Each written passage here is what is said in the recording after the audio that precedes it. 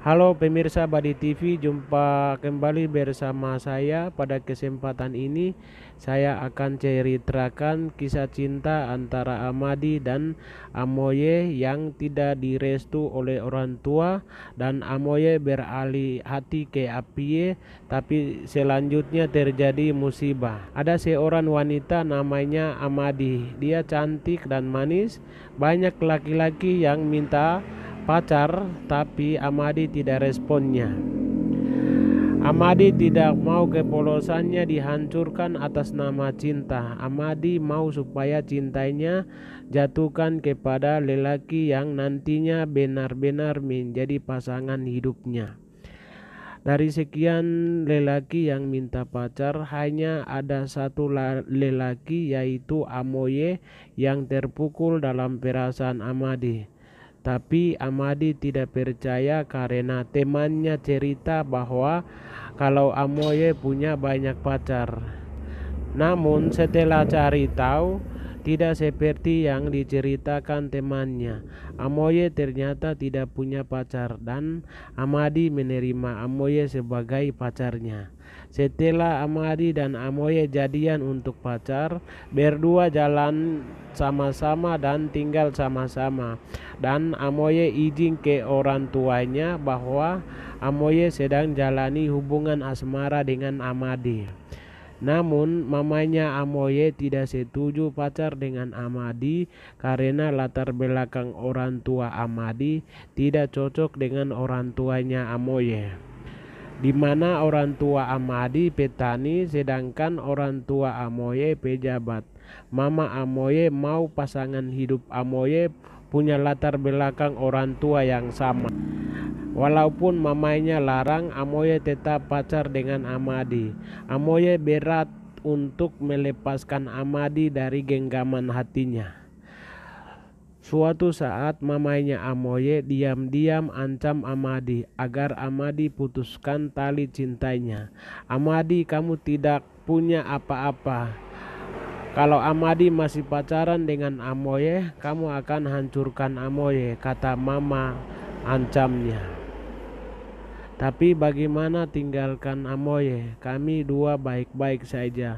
Kami pacaran sudah lama, tinggal sama-sama juga, dan sudah hamil 3 bulan. Itu anaknya Amoye, tutur Amadi. Saya sebagai mama Amoye tidak setuju. Jadi Amadi segera tinggalkan Amoye dan pergi dari rumah, kata mamanya. Tapi Amadi balik badan dari arah mama dan buang muka ke arah Taman Gizi Nabire. Mama Amoye paksa Amadi terima uang untuk gugurkan buah hati yang sedang hamilnya. Namun Amadi tidak terima tawaran, dan Amadi memilih untuk tinggalkan Amoye. Amadi ke rumah Amoye, ambil tas dan pergi. Sebelum pergi, Amadi tulis sebuah catatan buat Amoye. Ketika kamu pulang, saya tidak ada di rumah. Saya sudah pergi tinggalkan Amoye. Kita memang tidak baku cocok. Orang tuaku petani, orang tuamu pejabat. Maafkan Amoye. Saya pacar dengan Amoye hanya untuk hancurkan keluargamu. Mama kamu paksa saya terima uang untuk gugurkan buah hati. Tapi maaf, lebih baik saya pergi daripada gugurkan anak kita, kata Amadi dalam surat kecil yang letakkan di atas meja di kamarnya Amoye. Setelah Amoye pulang ke rumah, Amadi sudah tidak ada di rumah. Amoye cari di luar dan dalam rumah dan sekitarnya, namun Amadi tidak ada. Amoye lihat di atas meja ada sebuah kertas berisi tulisan bolpen tinta biru. Setelah baca, Amoye bantingkan kertas itu dan datang ke mamanya dan marah kalau Amoye tidak terima tindakan mama terhadap Amadi. Mama, kalau mau pisahkan saya dengan Amadi, jangan dengan cara begitu. Ini keterlaluan mama. Saya sudah lama pacar dengan Amadi. Saya sudah terlanjur jatuh cinta dengan Amadi. Lagi pula Amadi mengandung buah hatiku, kata Amoye. Amoye pikir pacar memang penting, tapi coba Amoye pikir, mana yang lebih penting, apakah pacar atau hidup Amoye ke depan. Ingat bahwa Amoye penerus kekayaan kita. Amoye tahu kan, Amadi anak yang tidak punya apa-apa. Orang tuanya petani dan juga Amadi tidak cinta Amoye. Buktinya anak yang Amadi hamil di luar dari nikah.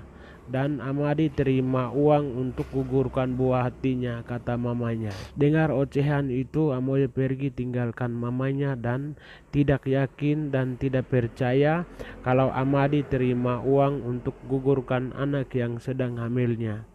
Amadi sudah pulang tinggalkan Amoye, tapi Amoye masih kejarnya.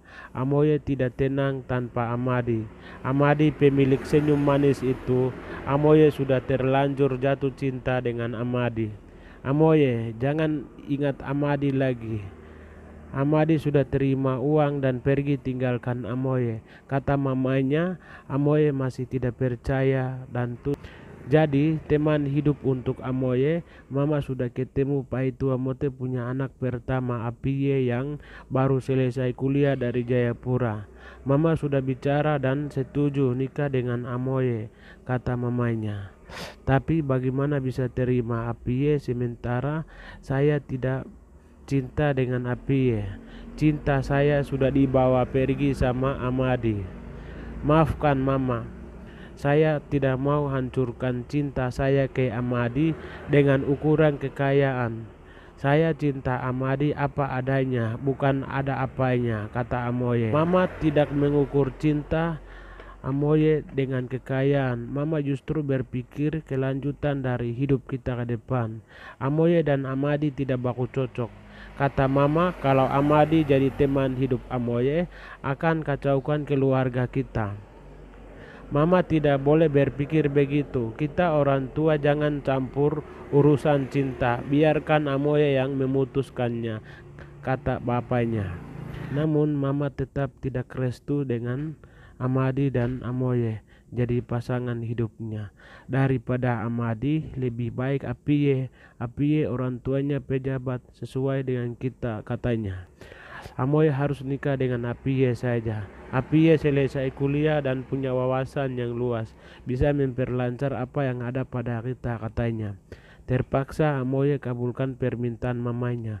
Walaupun hatinya belum terbuka untuk menerima Apiye, Amoye mulai berubah sikap dan berubah cinta pelan-pelan kepada Apiye. Tak lama kemudian, keluarga Amoye dan keluarga Apiye sepakat untuk nikah. Sementara nikah dengan Apiye, mamanya Amoye dengar kabar bahwa Amadi yang pergi dari Amoye dalam keadaan hamil itu katanya melahirkan anak laki-laki. Setelah Amoye nikah dengan Apiye, Amoye mulai lupakan dengan Amadi dan Amoye sudah fokus dengan Apiye. Namun kadang tidak semangat dan Apiye juga tidak merasakan kasih dan sayang dari Amoye. Memang Amoye tidak ada rasa cinta sama Apiye. Semua cinta dan sayang Amoye dibawa pergi sama Amadi. Meski begitu, berdua sudah lalui beberapa bulan. Kini Apiye mengandung anaknya Amoye. Suatu ketika Amoye bawa Apiye jalan ke kota. Pertengahan jalan, mobil yang berdua tumpangi dapat tabrak dengan mobil lain di jalan raya dan masuk got.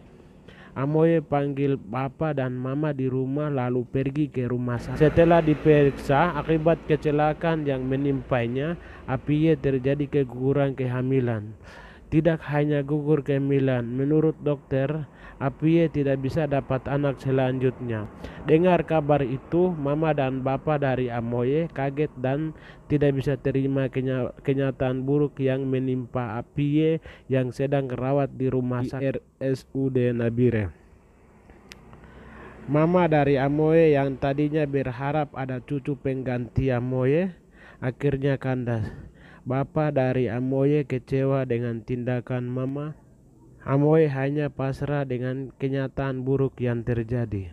Jadi, orang tua bisa tentukan apa saja untuk anaknya, tapi soal cinta, biarkan anaknya yang tentukan sendiri selama masih baik-baik saja. Orang tua hanya kasih pertimbangan saja karena akan berbahaya buat ke depan dalam hidupnya. Demikian yang bisa saya ceritakan. Saya Papua, salam akal sehat, Badi TV.